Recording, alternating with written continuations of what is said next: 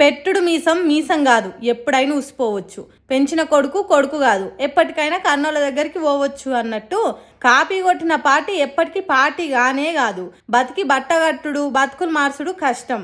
మరి అది తెలియదో ఏమో కల్వకుంట్ల కవితకు టీఆర్ఎస్ పార్టీ అనే పేరుతోని కొత్త పార్టీ పెట్టింది. అదేంది పాత పార్టీని కొత్త పార్టీ అంటున్నారేంది అంటారా? కవితక్క కాపీ కొట్టింది. తెలంగాణ రాష్ట్రాన్ని సాధించిన ఉద్యమ పార్టీ టీఆర్ఎస్ పార్టీని అచ్చుగుద్దినట్టు పెట్టింది. తెలంగాణ రాష్ట్ర సేన టీఆర్ఎస్ అని పెట్టింది. కాపీ కొట్టుట్లా నా అంత తోపు ఇంకెవ్వరు లేరన్నట్టు చేసిందని అంటుర్రు తెలంగాణ జనాలు. కర్రుగాల్చి వాతలు పెట్టుకున్నంత మాత్రాన నక్క పులైతుందా?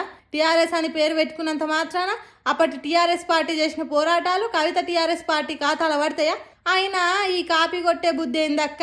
ఇదేం పద్ధతి అక్క? ఇంటి పేరు తండ్రిదే, పార్టీ పేరు తండ్రిదే. ఉద్యమ కాలంలో పెట్టిన జాగృతి అనేది కూడా తండ్రి దయతోనే నడిచింది. ఆఖరికి అనుభవించిన పదవులు కూడా తండ్రి ఇచ్చినాయే. ఇప్పుడు అదే తండ్రి మీద ఫైటింగ్ చేసేదానికి పార్టీ పెడితే ఎట్లా కవిత కానంటారు జనాలు.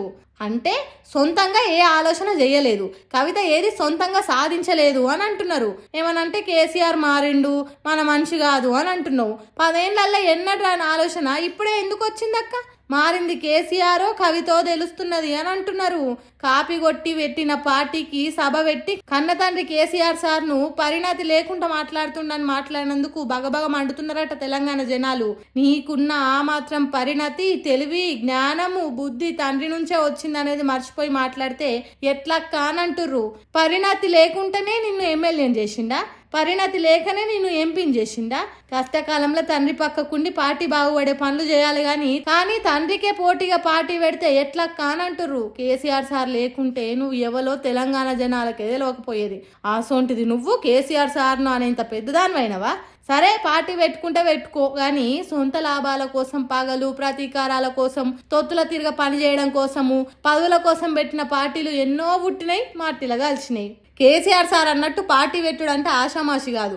దానికి సమయం సందర్భం రావాలి, జనం కోరుకోవాలి. అప్పుడు అవునన్నా కాదన్నా నిలబడుతుంది.